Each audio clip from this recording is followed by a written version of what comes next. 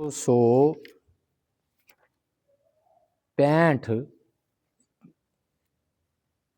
سیرت النبی صلی اللہ علیہ وآلہ وسلم، اور ہم 9 ہجری تک پہنچے ہیں، اور رسول اللہ صلی اللہ علیہ وآلہ وسلم کی بارگاہ میں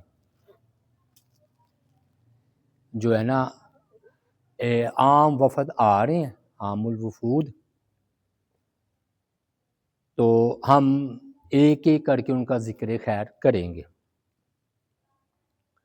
آج ہم ذکر کریں گے نجران کے جو عیسائی ہیں نا، نجران کے جو عیسائی ہیں ان کا وفد جو ہے نا نبی اکرم صلی اللہ علیہ وآلہ وسلم کی خدمت میں جو ہے وہ حاضر ہوا۔ نہیں سن لینا، نجران جو ہے نا عرب کا مشہور اور بہت بڑا علاقہ ہے نجران، اور اصل میں اس کا نام کیوں نجران پڑا، یہ نا نجران ایک بندے کا نام تھا، تو اس کے نام پر آبادی ہوگی، اور یہ کہتے ہیں کہ 1,20,000 جنگجو اس میں موجود تھے نجران، اور اگر کوئی تیز رفتار گھوڑا دوڑاتا تو صبح سے لے کر شام تک ہی نا حدود سے باہر جا سکتا تھا، میں سارا دن گھوڑا دوڑاتا رہتا۔ پھر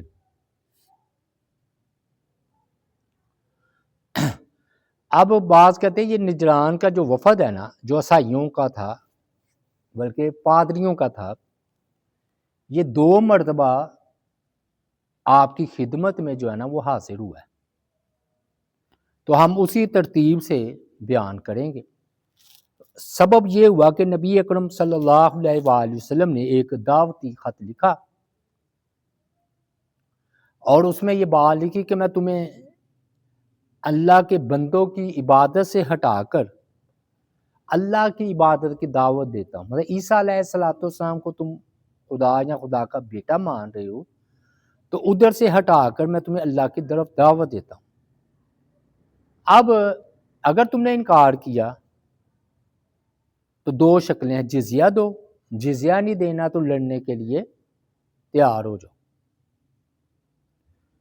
جب یہ خط پادری کے پاس پہنچا، یہ اہل علم کی طرف خط ہے نا، تو وہ کانپ اٹھا اور اس پر شدید جو ہے نا لرزہ طاری ہو گیا۔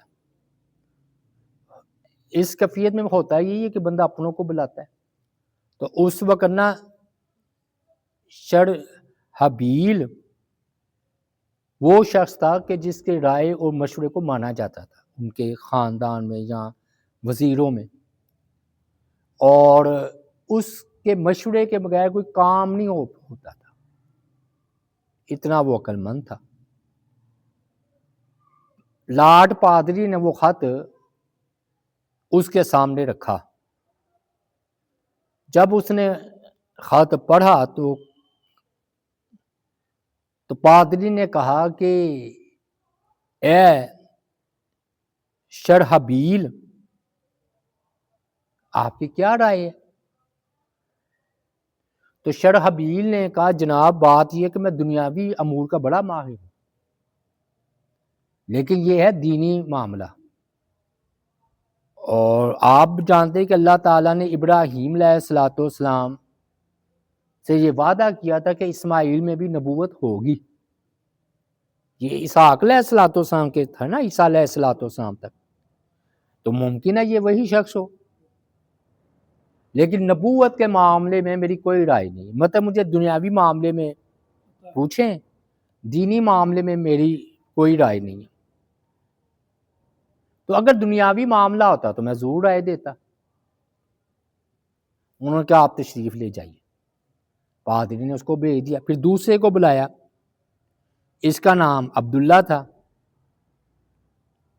اس نے بھی نہ شرحبیل ہی کی طرح کا جواب دیا کہ میں دنیاوی امور کا ماہر ہوں، دینی معاملہ آپ زیادہ بہتر جانتے ہیں، اور اس نے بھی رائے دینے سے معذرت کر لی۔ پھر ایک اور تھا، جبار اس کا نام تھا، اس کو بلایا، اسے بھی نام مبارک پیش کیا، دکھلایا، اس نے بھی وہی جواب دیا جو پچھلے دو کا تھا، یعنی کہ شرحبیل، عبداللہ، جبار، تینوں نے کہا جی ہماری اس میں کوئی رائے نہیں، ہمیں معذرت ہے۔ جب پادری نے دیکھا کہ کوئی جواب نہیں دیا تینوں نے، تو اس نے نا گھنٹے جو ہے نا وہ جو لگے ہوتے ہیں مندروں میں یا گرجاؤں میں، اس نے وہ بجا دیے۔ یہ ایک اطلاع ہوتی تھی کہ اہم معاملہ ہے، جیسے ہمارے ہاں نماز کے وقت اذان ہوتی ہے تو وہ ناقوس بجائے جاتے تھے، اور بعض اوقات نا گرجا گھر پر ٹاٹھ بھی نا کہ پردے لٹکانے کا حکم دیا جاتا تھا کہ یہ ایسا معاملہ کہ حاضر ہو جو کوئی اہم معاملہ ہے، اور اگر رات کا وقت ہوتا تو آگ روشن کی جاتی۔ تو چنانچہ سارے لوگ جمع ہو گئے پادری کے پاس، پادری نے وہ سارا سب وہ نامے آپ کا خط مبارک دکھایا انہیں اور مشورہ مانگا۔ پھر یہ بات طے ہوئی کہ شرحبیل، عبداللہ اور جبار، یہ تینوں جو تھے نا جن سے رائے مانگی گئی تھی، یہ جائیں اور صورتحال کا جائزہ لے کر آئیں، 3 آدمی، اور یہ مکمل معلومات جمع کر کے رپورٹ تیار کریں یا دیں۔ جب یہ لوگ رسول اللہ صلی اللہ علیہ وآلہ وسلم سے ملاقات کے لیے حاضر ہوئے نا، تو انہوں نے اپنا سفر کا لباس اتار دیا اور بڑا اچھا قیمتی لباس پہنا، بہت قیمتی، حتیٰ کہ انہوں نے اپنی سونے کی انگوٹھیاں پہنی اپنی انگلیوں میں، آپ پر اپنا نا دنیاوی روب ڈالنے کے لیے کہ ہم اتنے امین ہیں۔ اس شان و شوکت کے ساتھ جب وہ نبی اکرم صلی اللہ علیہ وآلہ وسلم کی خدمت میں حاضر ہوئے، آپ سے بات چیت ہوئی، لیکن آپ نے بات ہی نہیں کی، آپ نے بلکہ اپنا چہرہ مبارک پھیر لیا، کوئی بات نہ کی۔ وہ دن بھر آپ کی بارگاہ نبوت میں رہے اگر آپ نے کوئی بات نہیں کی۔ پھر یہ اٹھ کر انہوں نے نا، جانتے تھے عثمان غنی رضی اللہ تعالیٰ عنہ کو یا عبد الرحمن بن عوف رضی اللہ تعالیٰ عنہ کو، ان کی تلاش میں نکل کھڑے ہوئے کیونکہ کوئی ہوگا ان کا واقف۔ آخر یہ دونوں بزرگ نا ان کو ایک مہاجرین یا انصار کی محفل میں مل گئے، تو انہوں نے کہا کہ دیکھیے جی نبی، آپ کے نبی نے ہماری طرف خط بھیجا، اب ہم آئے ہیں بات چیت کرنے کے لیے تو وہ تمہارے ساتھ گفتگو نہیں کر رہے، اور انہوں نے کوئی ہماری بات کا جواب نہیں دیا، سارا دن گزر گیا، آپ تو ہم سے بات کرنا پسند نہیں کرتے، آپ ہی کوئی مشورہ دیں، کیا ہم واپس چلے جائیں؟ انہوں نے سیدنا علی رضی اللہ تعالی عنہ سے بھی مشورہ طلب کیا، رائے لی۔ انہوں نے کہا ابو الحسن، یہ حضرت علی کی کنیت ہے نا، ابو الحسن، حسن کے بیٹے رضی اللہ تعالیٰ، آپ کی کیا رائے ہے؟ تو انہوں نے کہا میرا خیال ہے یہ جو قیمتی جو تم نے جبے پہن رکھے ہیں نا، یہ سونا پہن کر آئے ہو، اس کو اتارو پھر پیش ہو، پھر آپ بات سنیں گے۔ اچھا یہ بات ہے۔ انہوں نے نا اپنے پھر یہ قیمتی جبے اور سونے کی انگوٹھیاں اتاری اور وہی اپنا سفری لباس پہن کر نبی اکرم صلی اللہ علیہ وآلہ وسلم کی خدمت میں حاضر ہوئے۔ چنانچہ انہوں نے ایسے ہی کیا اور سلام عرض کیا، تو آپ نے انہیں سلام کا جواب دیا، فرمایا اس ذات کی قسم جس کے نے مجھے حق کے ساتھ بھیجا ہے، جب تم میرے پاس پہلی مرتبہ آئے تھے نا تو تمہارے ساتھ ابلیس بھی تھا، شیطان تھا۔ یہ دلائل النبوہ بہقی کی روایت ہے، بدایہ و نہایہ میں بھی ہے اور طبقات ابن سعد میں بھی ہے۔ پھر نہ یہ مختلف موضوعات پر ان سے بات ہوئی ہے عقیدے کے بارے میں۔ اب 2 روایتیں ہم دونوں پیش کر دیتے ہیں۔ ایک روایت یہ ہے کہ نبی علیہ الصلوۃ والسلام نے فرمایا تم خود ہی بتاؤ کہ عیسیٰ تمہارے گمان کے مطابق خدا یا خدا کے بیٹے کیسے ہو سکتے ہیں؟ تو انہوں نے نبی علیہ الصلوۃ والسلام نے کہتے ہیں پھر سوال کیا تو انہوں نے کہا دیکھیے جی ہم خدا کا ان کو بیٹا مانتے ہیں، کیونکہ خدا بھی مانتے ہوں گے خدا کا بیٹا بھی، تو اگر وہ خدا کے بیٹے نہیں تو ان کا باپ کون ہے؟ اگر باپ نہیں ہے تو خدا ہی باپ ہوا، تو ہمارا عقیدہ ٹھیک ہو گیا۔ ہم یہودیوں کی طرح توبہ نعوذ باللہ انہیں ولد الزنا تو نہیں کہتے، کہتے ہیں یہ دوسری روایت میں ہے کہ آپ خاموش ہو گئے کیونکہ آپ وحی کے بغیر بولتے نہیں تھے۔ تو میں صبح آنا، صبح آئے تو پھر آپ نے سورہ آل عمران کی آیات نازل ہوئی، جو ہے نا 59 سے لے کر 61 تک 3 آیات کہہ لیں۔ فرمایا ان مثل عیسیٰ عند اللہ کمثل آدم خلقہ من تراب ثم قال له کن فیکون، بے شک اللہ کے نزدیک عیسیٰ کی مثال آدم کی سی ہے۔ اللہ نے اسے مٹی سے پیدا کیا آدم علیہ السلام کو، پھر اسے کہا ہو جا تو وہ ہو گیا، اور یہ آپ کے رب کی طرف سے حق ہے، لہٰذا آپ شک کرنے والوں میں سے نہ ہو۔ پھر جو علم آ جانے کے بعد بھی عیسیٰ کے متعلق آپ سے جھگڑا کرے تو آپ کہہ دیں آؤ ہم اور تم اپنے اپنے بیٹوں کو اپنی اپنی عورتوں کو بلا لیں، خود بھی حاضر ہوں، پھر گر گرا کر اللہ سے دعا کریں کہ جھوٹوں پر اللہ کی لعنت ہو۔ اسے مبالغہ کہتے ہیں نا، کہ دونوں گروہ اکٹھے ہو جائیں تو بد دعا کریں، جو جھوٹا ہوگا وہ ہلاک ہو جائے گا۔ اب اللہ تعالیٰ نے بڑی زبردست بات کی ہے جی، کہ اگر یہی مسئلہ ہے کہ عیسیٰ کا باپ نہیں تو وہ خدا کے بیٹے ہوئے، تو پھر آدم کا تو نہ باپ تھا نہ ماں تھی، تو تم آدم کو کیوں نہیں اللہ کا بیٹا کہتے؟ عیسائی آدم علیہ السلام کو اللہ کا بیٹا نہیں کہتے۔ یہ اتنی زبردست پھکی تھی یا الزامی جواب تھا کہ اس کا جواب ممکن ہی نہیں ہے۔ یعنی کہ اگر یہ بنیاد رکھی جائے کہ عیسیٰ علیہ السلام کا باپ نہیں تو اللہ ہے، تو پھر آدم علیہ السلام، تو جیسے آدم علیہ السلام اللہ کی قدرت کی نشانی ہے تو عیسیٰ علیہ السلام بھی قانون سے ہٹ کر اللہ کی قدرت کی نشانی ہے۔ کن فیکون کہا تو آدم کو اللہ نے مٹی سے پیدا کر دیا۔ دوسری روایت کے مطابق نا عیسائیوں نے نبی علیہ السلام سے پوچھا عیسیٰ کا باپ کون ہے، تو آپ نے فرمایا کیا تمہیں معلوم نہیں کہ بیٹا باپ کے مشابہ ہوتا ہے؟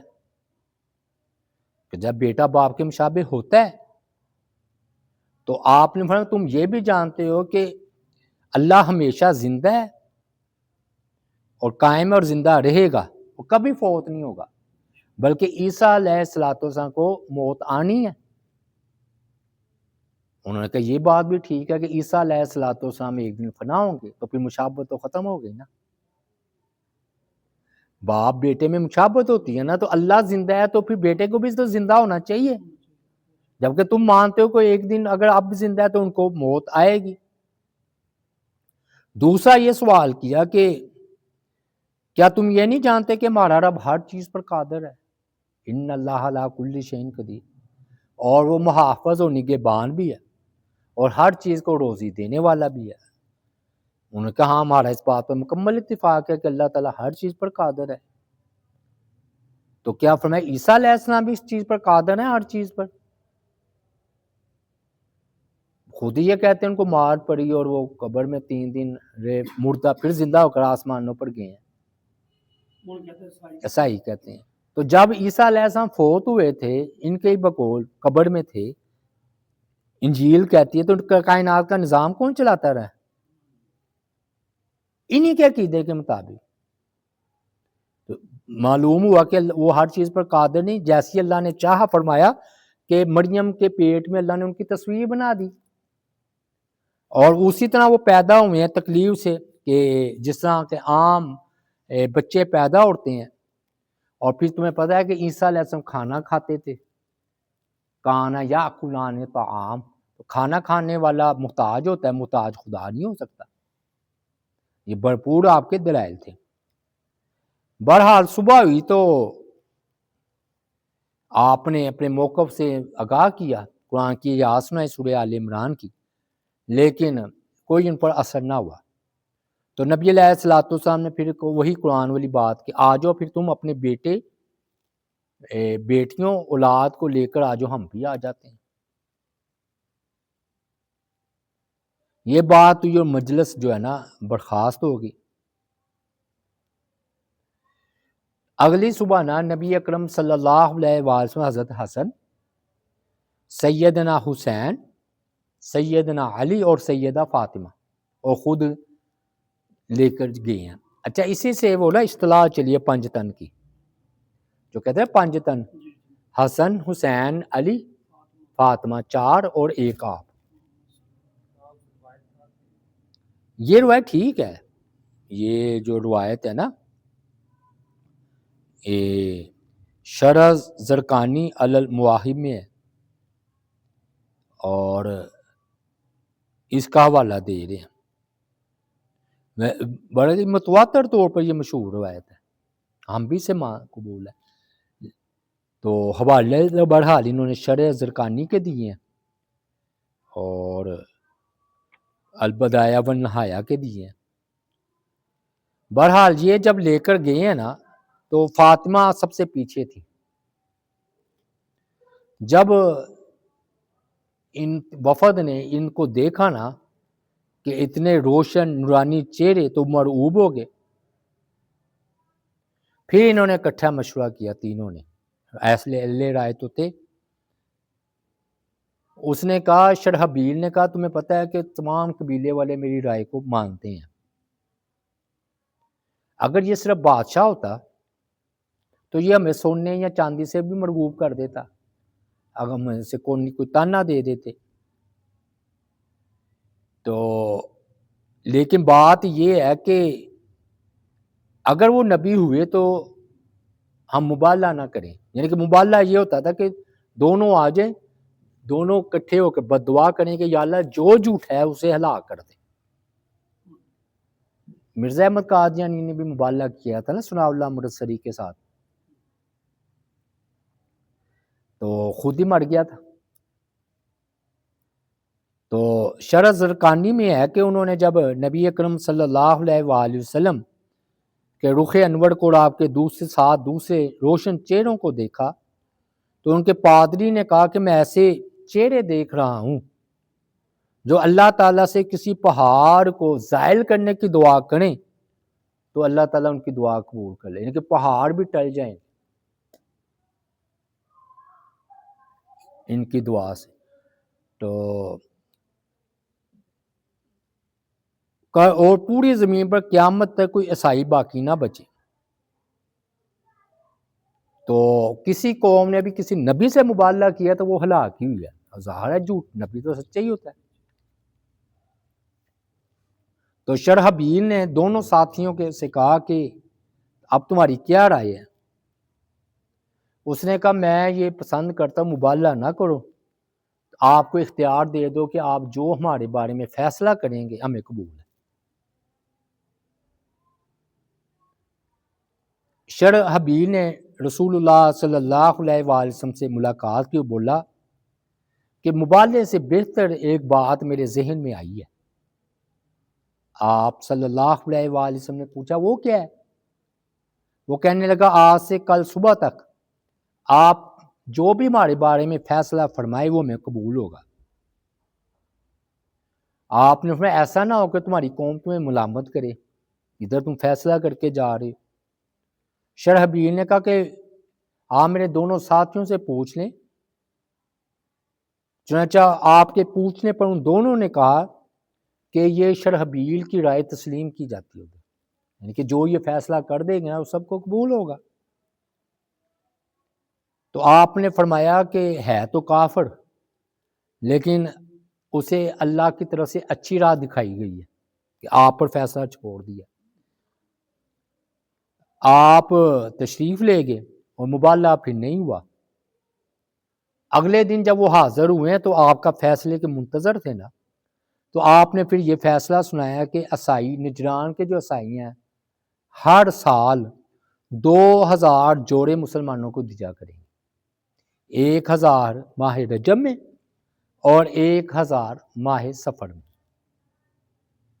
2000 لباس اور ایک اوقیہ چاندی بھی دینی ہوگی ہر کپڑے کے ساتھ۔ یہ کوئی نہ مقدار ہے اوقیہ، میں نے دیکھنا تھا بھول گیا، بہرحال کوئی مقدار ہوگی چاندی کی۔ اور اگر یمن کے حالات خراب ہوئے تو امداد کے طور پر آریتن اسلحہ بھی دینا ہوگا، 30 زیریں، 30 نیزے، 30 اونٹ، 30 گھوڑے، یہ مسلمانوں کو دینے ہوں گے۔ ہاں اگر شرائط پر تم عمل کرو گے، یعنی کہ ہر سال لباس، چاندی، تو پھر نہ ہم تمہاری حفاظت کے ذمہ دار ہوں گے، تمہارا مال، جان، وطن، عبادت گاہوں، دین کی حفاظت ہمارے سپرد ہوگی، یعنی کہ کوئی اور اگر حملہ آور ہوگا نا تو ہم تمہارا دفاع کریں گے۔ یہ ہوتا تھا نا معاہدہ، ایسا نہیں ہوتا تھا کہ بس ٹھیک ہے تم پر فتح ہوگی کام ختم، یعنی کہ ان کی بھی نا حفاظت کی ذمہ داری مسلمانوں پر آ جاتی تھی کہ کوئی دوسرا بھی حملہ آور ہوگا تو ہم تمہارا دفاع کریں گے، اور کسی پادری کو اس کے منصب سے، عہدے سے، یا کوئی بھی عہدے دار کو اس کے عہدے سے نہیں ہٹایا جائے گا۔ پھر اس پر کئیوں نے دستخط کیے یا گواہ بنے، یعنی کہ ابو سفیان، اقرع بن حابس، مغیرہ بن شعبہ شامل تھے۔ صلح کے بعد رسول اللہ صلی اللہ علیہ وآلہ وسلم نے فرمایا، اللہ کی قسم جس کے ہاتھ میں میری جان ہے، اہل نجران پر اللہ کا عذاب منڈلا رہا تھا، اگر وہ مبالغہ کرتے تو بندر اور خنزیر بنا دیے جاتے اور پوری وادی کو آگ سے بھر دیا جاتا، اور اللہ نجران اور اہل نجران کی جڑ کاٹ کے رکھ دیتا، یہاں تک کہ درختوں پر پرندے بھی باقی نہ رہتے۔ بدعا جو نبی علیہ السلام نے دینی تھی۔ اچھا ادھر میں چلتے چلتے یہ بات ضرور کر دوں، یہ نا فقہ جعفریہ والے جو شیعہ جنہیں ہم کہتے ہیں، یہ بہت لیتے ہیں اس بات کو۔ دیکھیے جی حضرت علی، فاطمہ، حسن حسین کو لیا، کتنا اہم موقع تھا، اور ابو بکر عمر کو یا دوسروں کو نہیں لے کر گئے۔ اس کا جواب یہ ہے کہ اصل میں اہل بیت، گھر والے، بیٹی، نواسا، یہ تو یہ جو ہے نا زیادہ ہوتے ہیں نا قریب اہل بیت، تو ان کو لے گئے، تو اس میں کون سی بات ہے؟ جزوی فضیلت تو ابو بکر پر کئیوں کو بھی حاصل ہے، کلی فضیلت ابو بکر کو حاصل ہے، ہم اس کا انکار تھوڑی کرتے، لیکن انہوں نے اس کو اتنا بڑھایا ہے، اتنا بڑھایا کہ وہ برس وہ پنجتن کی اصطلاح بھی نکال لی، اور پتہ نہیں کیا کیا انہوں نے مسائل ادھر سے نکال لی ہیں غلو کرتے ہوئے، اور خام خواہ وہ ابو بکر عمر کو تانا دینا جی ان کو لے کر نہیں گئے۔ اور بھئی مقام اور مرحلہ ہوتا ہے، کئی مقامات ہیں، اب غزوہ تبوک پر نہیں لے کر گئے حضرت علی کو، یا ہم یہ کہہ لیں کہ بھی ان کی شان کم ہو گئی ہے، نہیں، اپنا اپنا مقام ہوتا ہے، ٹھیک ہے، ہم تو ان کے شان کے قائل ہیں، چاہے حضرت حسن ہو، حسین ہو، علی ہو، فاطمہ تو زہرا ہو، آپ کے دل کا ٹکڑا تھی، بیٹی تھی، اور اصل میں نا اپنے گھر والوں کے پیش کرنا تھا نا، تو وہ گھر والوں کو پیش کیا آپ نے۔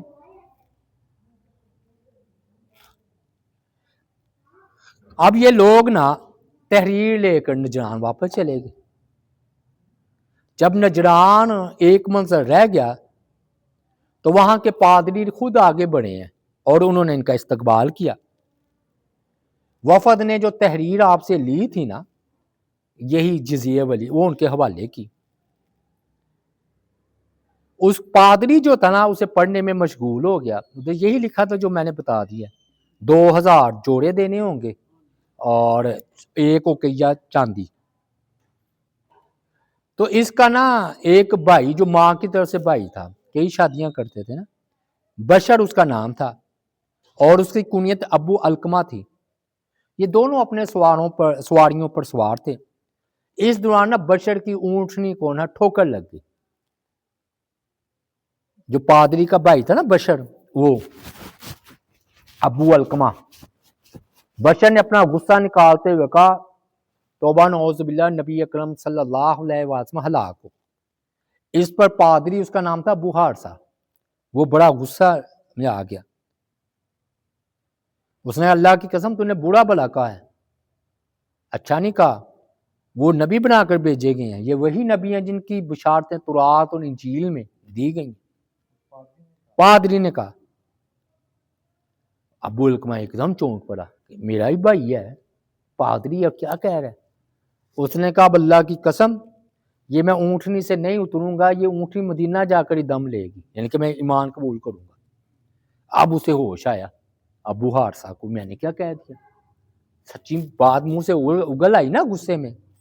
اس نے کہا ایسے ایسے طویل کرنے کی کوشش کی، میں اوپر سے کہہ رہا فلاں فلاں۔